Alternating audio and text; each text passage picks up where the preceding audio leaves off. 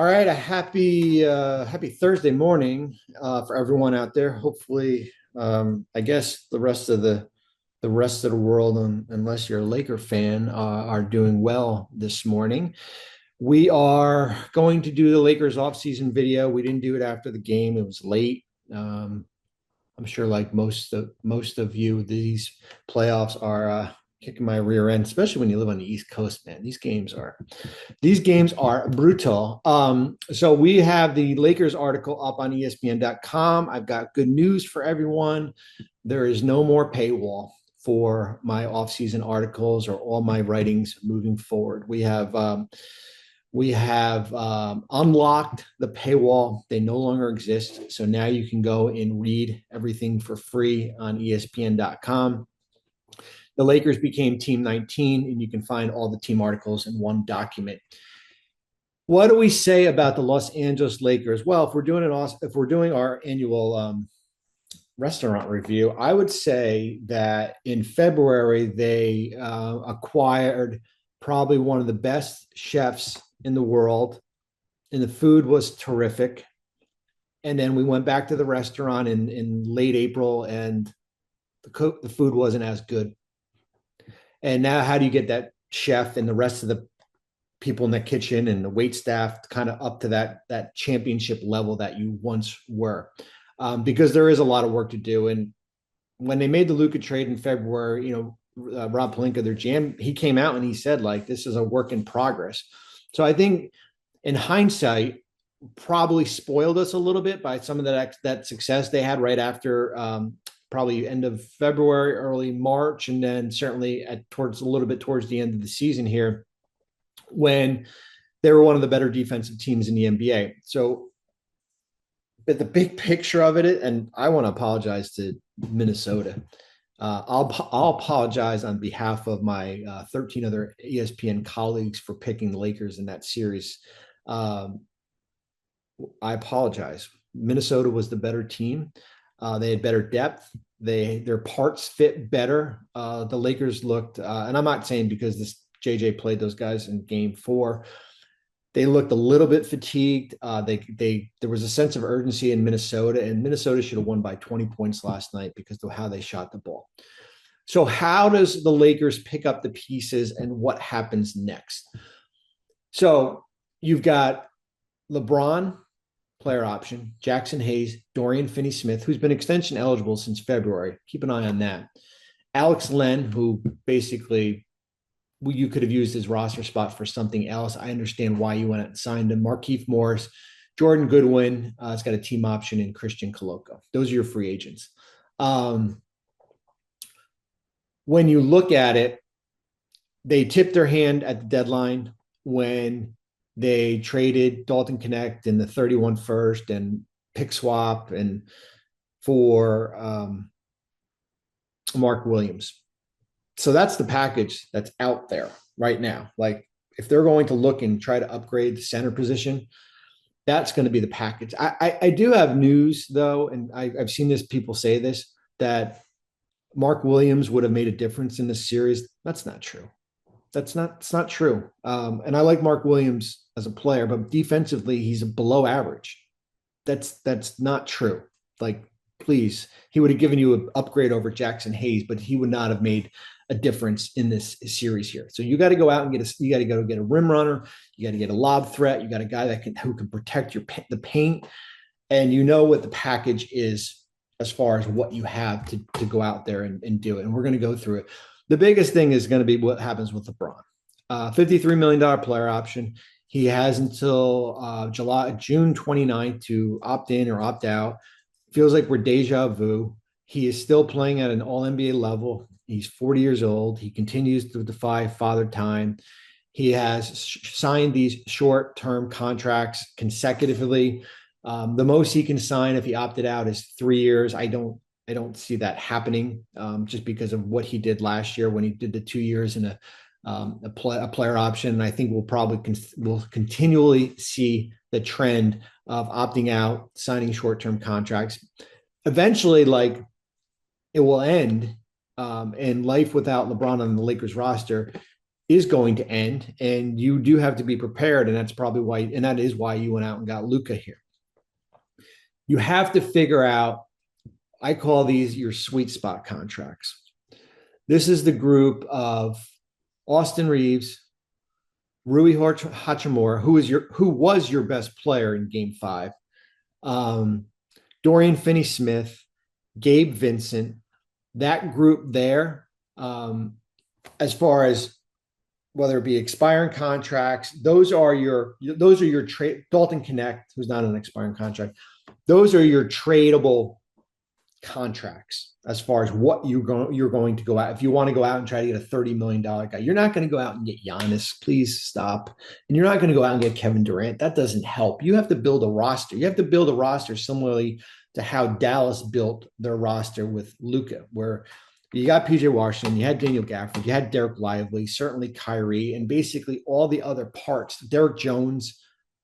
You basically have to try to build a roster comparably to what the Clippers have done, where they went from the big three to the big two, and the Lakers had the big two with Luka and LeBron, and then you have depth. You have kind of all these different parts, Zubac, Jones, Norman Powell, like that. That's how you have to go about doing it. And there is a difference between regular season depth and playoff depth. And we saw in this series, if you can't trust your bench, then you have no chance of getting far in the playoffs here. Minnesota trusts their bench, DiVincenzo, Naz Reid, that group there, Nickeil Alexander-Walker. And the Lakers did not.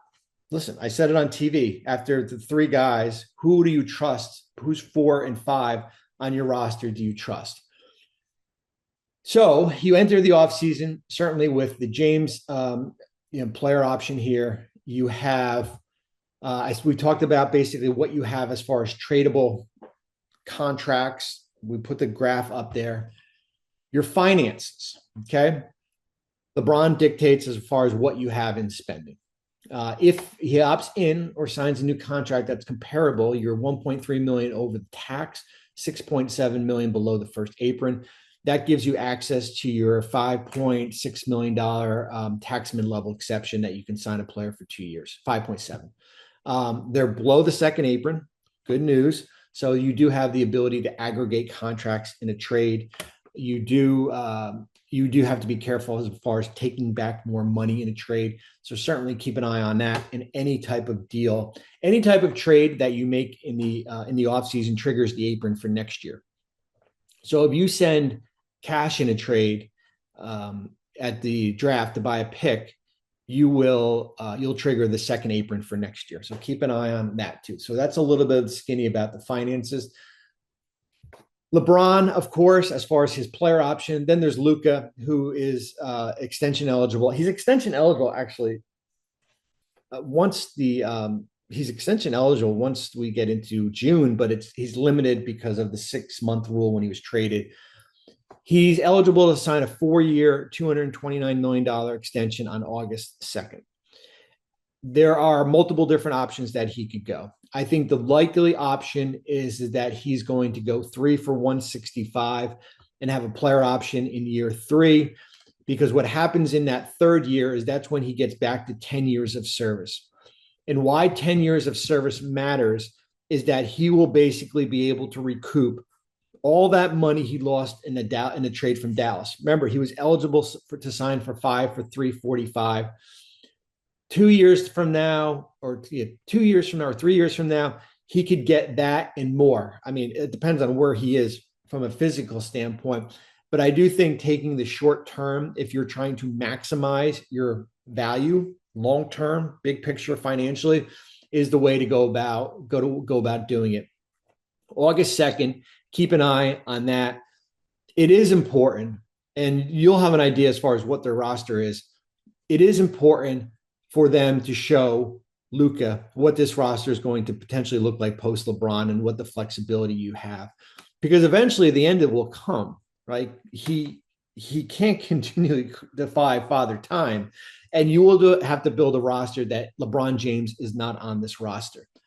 Then you look at Dorian Finney-Smith, who's also extension eligible. You look at Austin Reaves, who is extension eligible. We have a Reaves thing. I'm going to talk about this in a minute.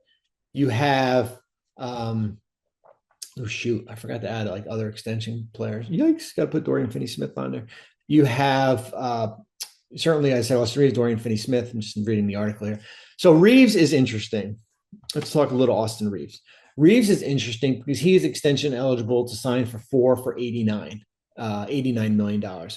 The first year would basically replace his the player option he has for 26, 27. However, what happens is that when you're on these team-friendly contracts, and he is because of the early bird rights, he was basically capped. He could only had signed for 4 for 53.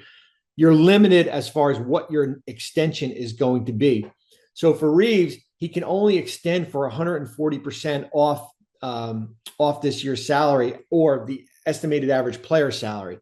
So that's why you're capped at his first year salary would be $19.9 million in 2026-27. As the non-tax mid-level grows, it's going to be 14 and then 15 and 7. Like it's going to be basically the average player salary. So if you're Austin Reaves, you're thinking my best bet is not signing an extension with the Lakers to go into free agency in 2026. And then you have the option to sign for up to 25% of the salary cap with the Lakers or another team that has cap space. And I'm not saying he's going to get a max contract, but instead of getting $19 million, he might be a $25 to $30 million player a year from now. I think team needs certainly lob threat center, starting center, front court size, reliable rotation players, last in points in the paint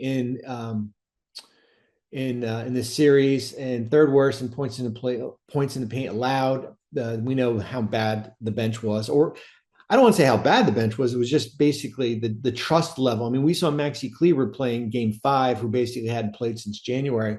Here's a little bit about your draft assets because this is going to be important. You do have a second-round pick. You owe Utah a top 4 protected first in 27. You owe Dallas an unprotected first in 2029. They're allowed to trade 1 first in either 2031 or 2032. So you're probably thinking, wait a minute, why can't I trade 26? You can't trade picks in back-to-back in consecutive years. So you do have the right to pick swap in 26, 28, 30, 31, and 32. That's 5 years where you have your draft pick. However, you're only allowed to trade 31 or 32, and then you have 1 second-round pick available in the future. So that is kind of your big picture. They're going to be aggressive. I mean, they're going to be aggressive. Rob Pelinka, their general manager, is going to be aggressive as far as going out to build this roster because they tried. They tried in February to go out and get a center. It didn't work out. They're going to try again this summer because what you see right now, it's not good enough. It might be good enough to get you through the regular season, but when we get to this Western Conference playoffs where there's little separation between being a 3 seed and a 6 seed, there's got to be some roster improvements here. That's it on the Lakers. We will talk soon. Have a great day.